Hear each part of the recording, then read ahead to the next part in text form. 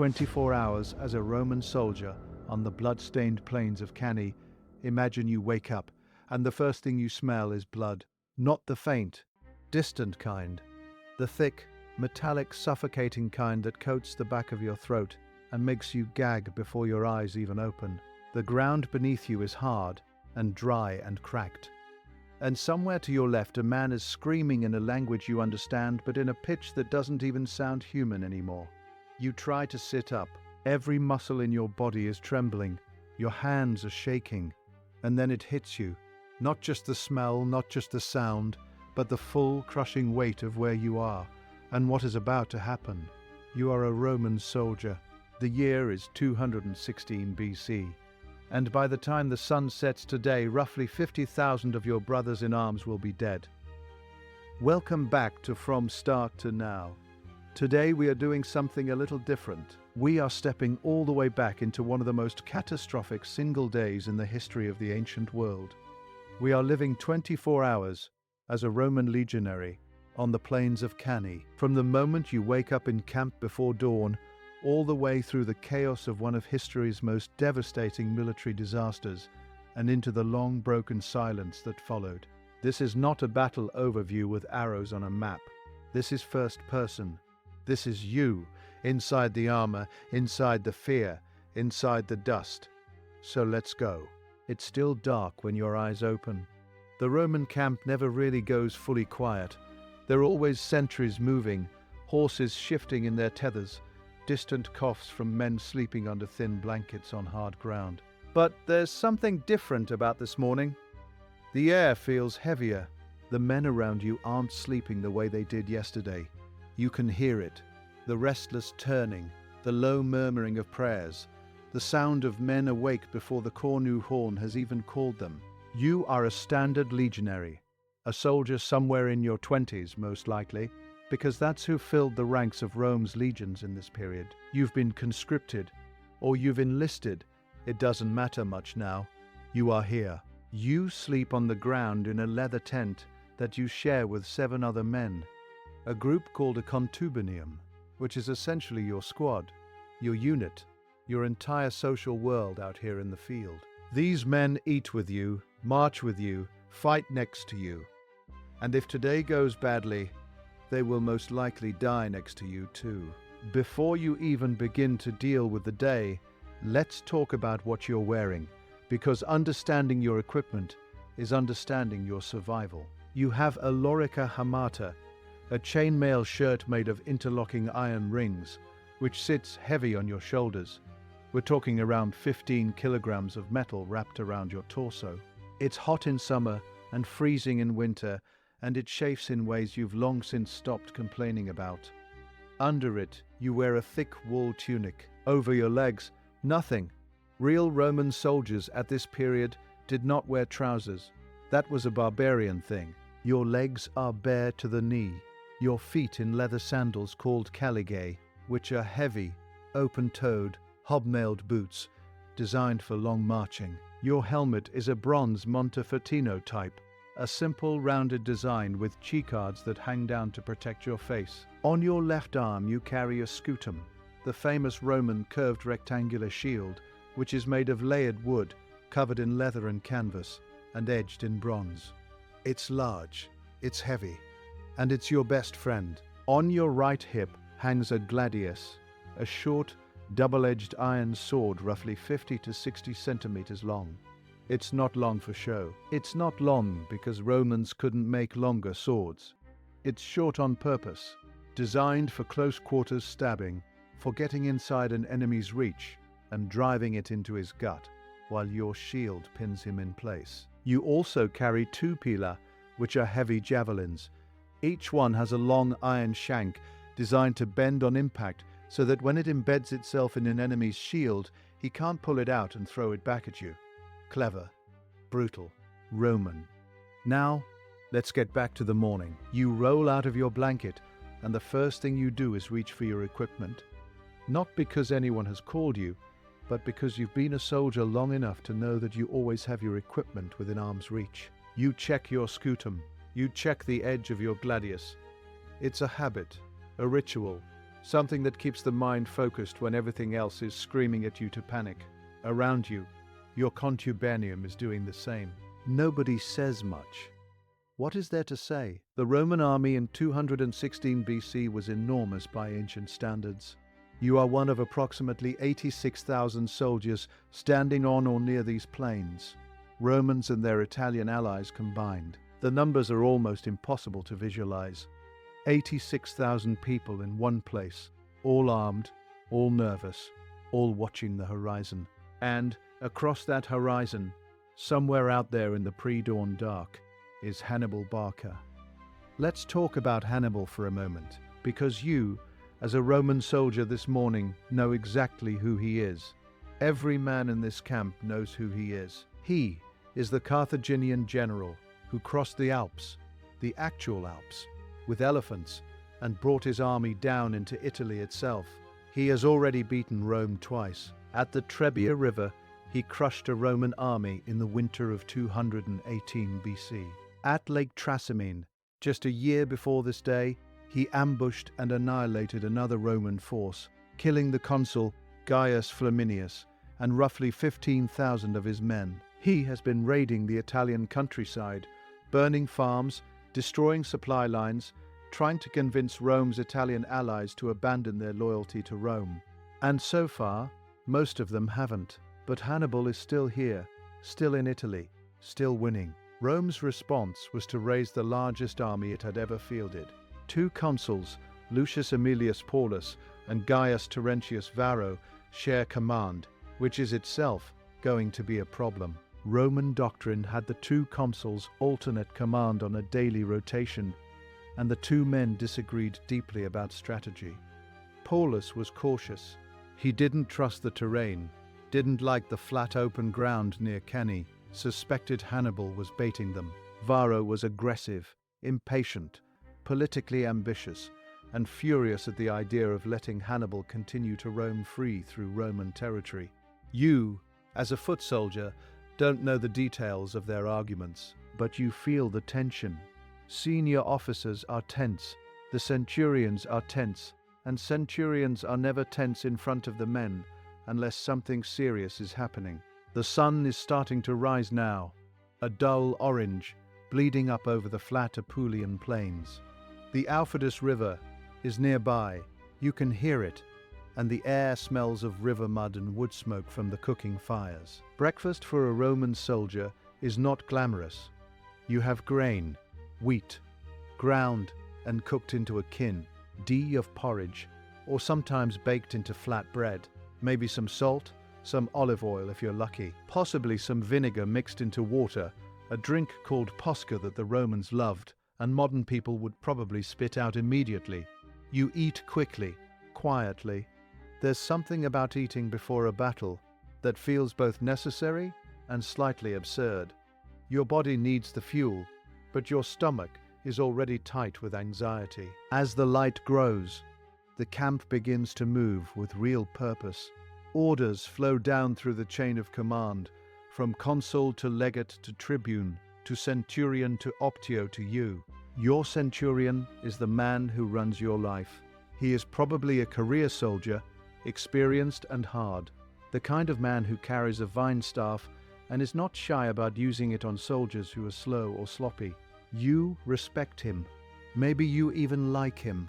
More importantly, you trust him, because in the chaos of battle, trust in the man giving you orders is the only thing that keeps the formation together. And the formation is everything. Roman tactics in this period depend almost entirely on unit cohesion. A legion fights as a machine, layers of soldiers called maniples, organized in 3 lines.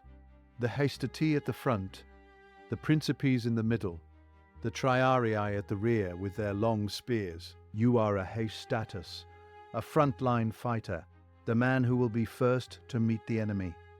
This morning, that information sits in your chest like a stone. By mid-morning, the army is forming up, and this is when the scale of it hits you again. You look left and right, and you see Romans as far as your eye can travel. Tens of thousands of shields gleaming in the August sun. The sound alone is extraordinary. The creak of leather, the clank of iron, The rhythmic stamp of hobnailed sandals on dry earth, horses snorting, officers shouting, the cornu horns sound, long and low, and the army begins to shift into battle formation. Here is where something unusual happens, and you can feel it even from your position in the line. The Roman commanders have decided to do something different today. Normally, a Roman army forms up with its infantry, spread across a wide front, the standard checkerboard maniple formation. But today, Varro, whose day it is to command, is packing the infantry tighter, deeper. The formation is unusually dense, shoulder to shoulder, with more men squeezed into the center. The idea is to punch through Hannibal's line with sheer mass, more weight in the middle, overwhelm him with numbers. You don't know yet that Hannibal has been counting on exactly this. Across the field, Hannibal has arranged his army in a very specific way. He has placed his weaker Gallic and Spanish infantry in the center of his line, bulging forward toward you like a belly. On his flanks, he has his best troops, his African infantry, battle-hardened veterans equipped with captured Roman armor and weapons. And on the outer edges, his cavalry, his Numidian horsemen on one side, his heaviest Spanish and Gallic cavalry on the other. This formation looks like a crescent bowing toward you. It is going to work like a trap so elegant, so geometrically perfect, that military strategists have been studying it for 2,000 years. What you know is that across the field there is an army, and your job is to walk toward it. And you do. The advance begins. Walking toward a battle is not like you might imagine from movies. It's not a sprint. It's a slow, measured pace. Because the formation must stay intact. If men run, the line breaks. If the line breaks, you die, so you walk. You take your place in the press of bodies around you. The man to your left and the man to your right are close enough that your elbows touch. You can smell them, sweat and leather and the faint sour tang of fear. Your shield is up. Your first pilum is in your throwing hand. Your eyes are forward. The noise grows as the distance closes. From across the field comes the sound of the Carthaginian army. Horns, drums, voices, a wall of sound that rolls toward you across the flat ground. Your heartbeat is loud. Your breathing is controlled, because your centurion has told you 100 times that if you lose your breath before contact, you are useless. The dry earth rises in dust clouds around the feet of the marching men. The August sun is climbing, and it's already getting hot. Real Italian summer heat, the kind that bakes armor and cooks men alive inside metal. And then the first pila fly.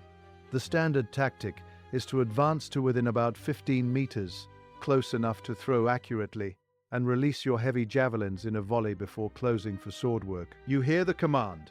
You pull back your arm and launch. 30,000 pila rise against the sky in a dark arc and come crashing down into the ranks ahead of you.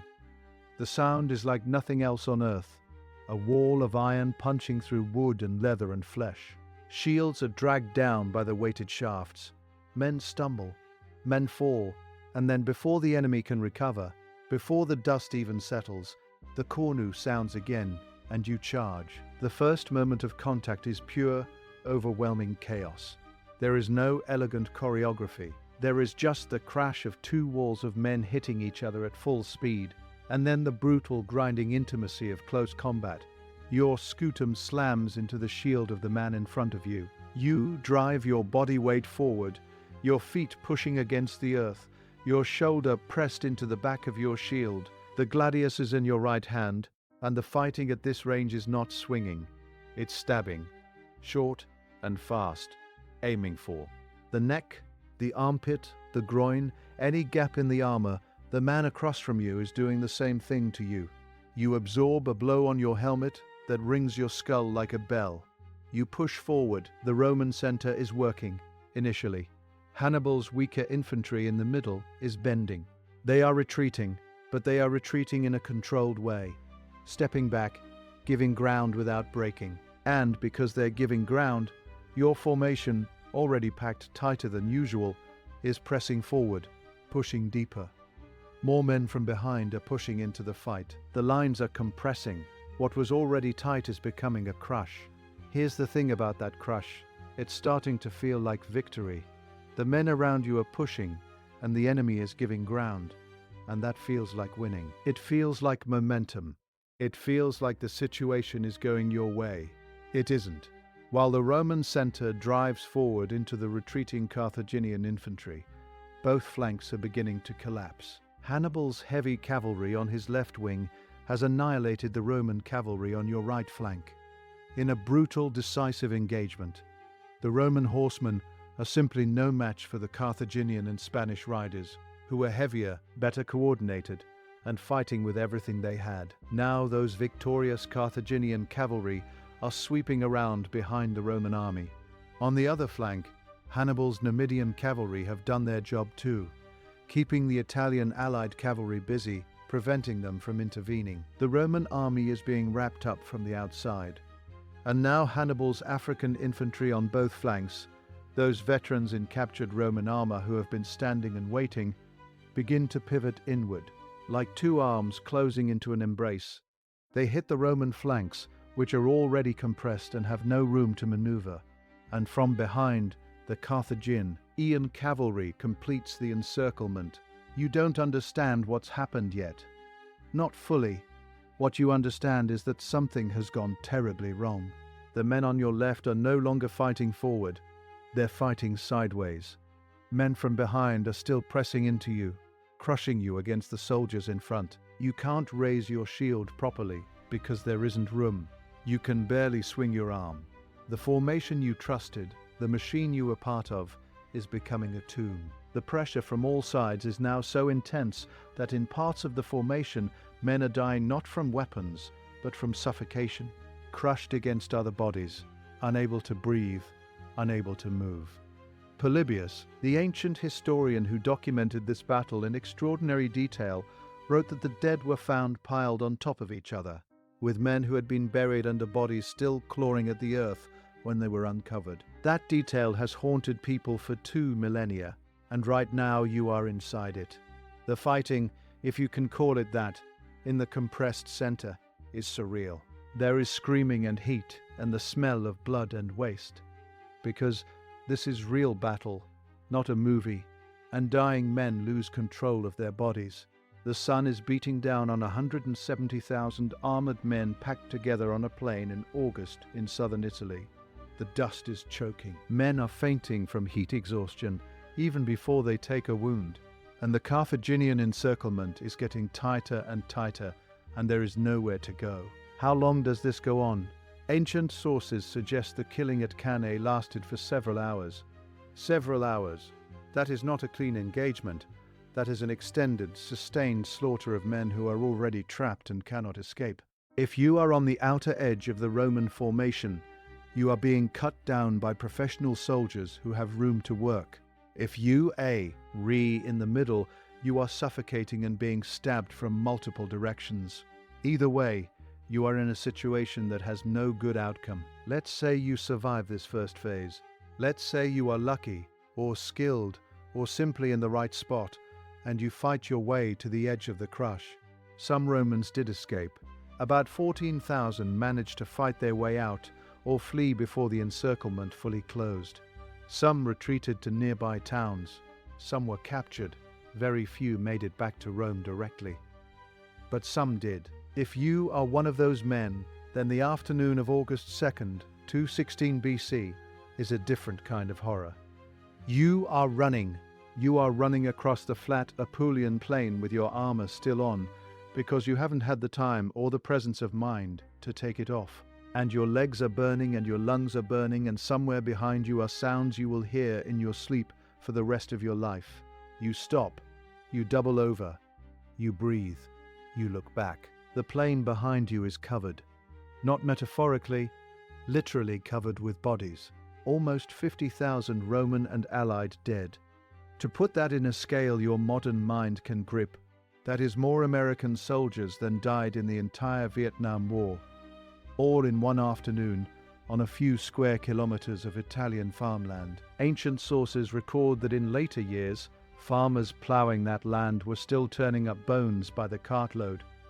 The city of Cannae itself, a Roman supply depot, had fallen too, Everything behind you, as far as you can see, belongs to Hannibal. You keep moving as evening comes. If you are one of the survivors making your way through the Italian countryside, you are in a state that we today would recognize as acute trauma. The ancient Romans didn't have that language. They didn't have the psychological framework, but the symptoms would have been identical. You cannot stop shaking. You can know. Process what you saw. You keep seeing faces. Your centurion, the men of your contubernium, men you ate breakfast with this morning, and you cannot tell yourself whether they are alive or dead. You run through the moments over and over. What if you had been standing 10 feet to the left? What if you had broken ranks earlier? What if you had refused to advance? Some survivors, ancient sources tell us, were so paralyzed that they sat in place on the battlefield long after it was over, and Hannibal's men moved through, finishing off the wounded. There are accounts of Roman soldiers found sitting or lying among the dead, alive but unresponsive, until Carthaginian soldiers put an end to them. The shock of this defeat was total. Back in Rome, the news arrived before the survivors did, and the city responded with something close to collective collapse.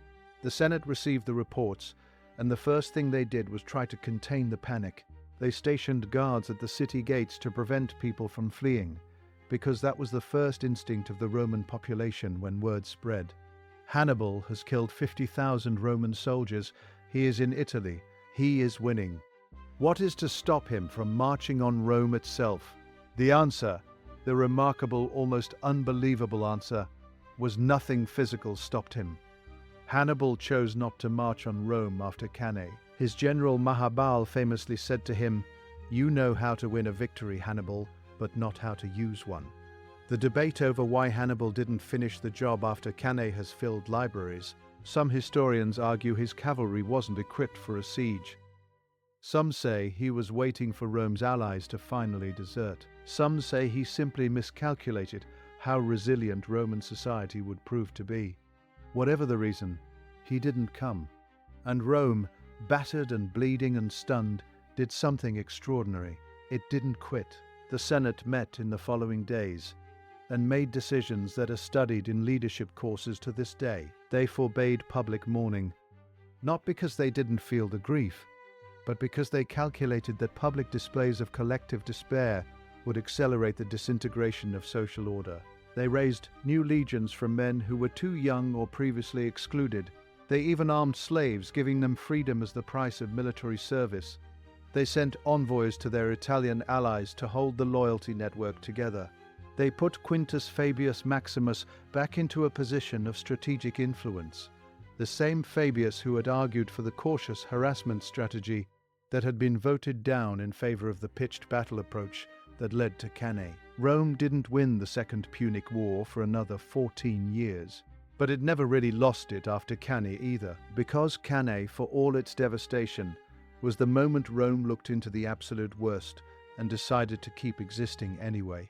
Now let's come back to you, our soldier, our traveler through this day. If you survived, you are making your way in the dark now. The Italian night is warm and filled with insects, and the distant sound of moving water from the Alfidus. You've lost your pila. You threw them both hours ago. You may have lost your shield too. Men dropped shields to run faster, and you don't judge yourself for that. Your gladius is still at your hip, probably because taking it off would require a level of composed thought that you aren't currently capable of. You are walking north and west, the vague direction of Rome, because that's the only instinct left functioning. You are hungry. You are desperately thirsty. Your body is a catalogue of injuries. Abrasions from shields slamming into you, a gash on your forearm that has crusted over and stopped bleeding on its own, bruised ribs from a pilum tee, hat hit your chainmail but didn't penetrate. You've been lucky. You know you've been lucky in a way that doesn't feel like luck at all, because luck today means you watched 50,000 other men run out of it. Somewhere in the night you find a stream, you drink from it until your stomach cramps. You sit on the bank, and you do not move for a long time. The stars are out. In 216 BC, the Italian sky at night is extraordinary. No light pollution, no haze from cities, just a canopy of stars that the Romans understood as the homes of gods and the machinery of fate. You look up at them. You think of your family. Where are they? Do they know you were at Cannae? Will they hear anything before you can get word to them? In Rome, the Senate has already begun the process of notifying families in the brutal and impersonal way that ancient bureaucracies handled mass casualty events. A list of names, posted. People gathering to look. The men who survived Cannae carried something with them for the rest of their lives that was invisible but never absent. Livy and Polybius both record how the Senate handled the survivors, and it wasn't gentle. The 2 legions that had survived and retreated were essentially punished. They were posted to Sicily, prohibited from returning to Italy until the war was won. Treated as men who had failed in their duty, the logic was partly punitive and partly psychological. Rome needed to project total commitment to the war effort, and the survivors of Cannae were living reminders of a loss so catastrophic it threatened the entire story Rome told about itself. Can you imagine being one of those men? You lived through the worst day in Roman military history. You made it out, and the reward was exile to Sicily and the public knowledge that your countrymen considered you damaged goods. Some of those men served for the remaining years of the war and ended it at Zama in 202 BC, when Scipio Africanus finally defeated Hannibal on North African soil. The veterans of Cannae were at last allowed to come home. Many of them were in their 30s and 40s by then, old men by the standards of the ancient world. They had given everything, and they had seen everything. The ancient sources don't give us many individual voices from Cannae.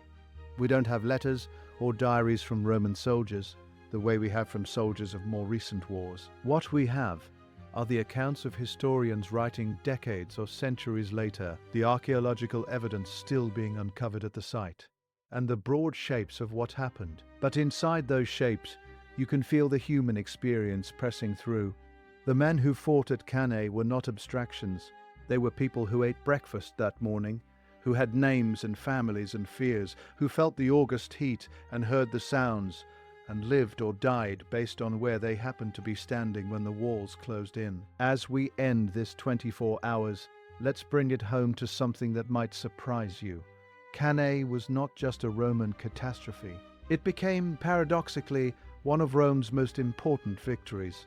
Not on the battlefield, Rome lost Cannae completely and devastatingly, but in what followed, Rome's refusal to break after Cannae, its stubborn, almost irrational insistence on continuing to fight, on rebuilding, on staying in the game, is one of the most remarkable examples of institutional resilience in human history.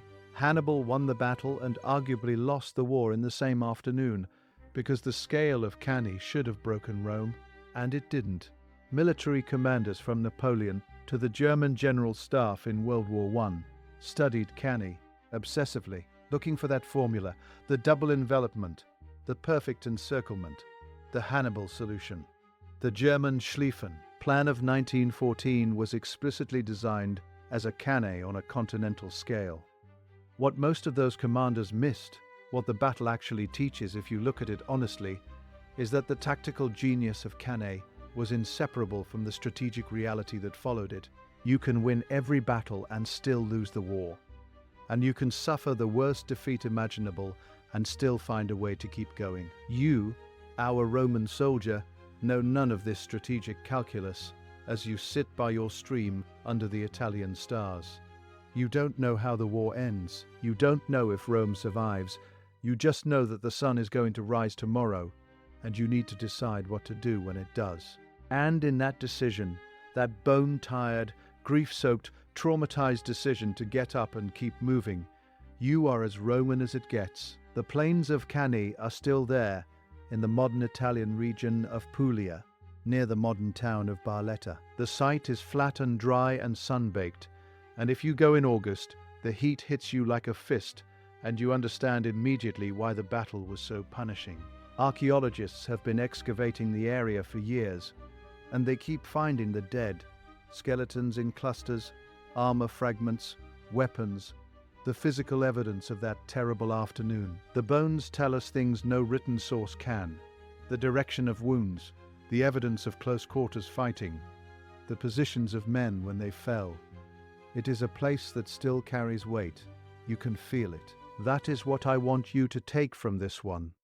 Not the tactics, not the troop numbers, not even the names of the consuls. I want you to feel what it was like to be one person inside a world-changing event, to be small and frightened and trying to survive a day that historians would spend centuries writing about. History is not made by forces or trends or inevitable processes.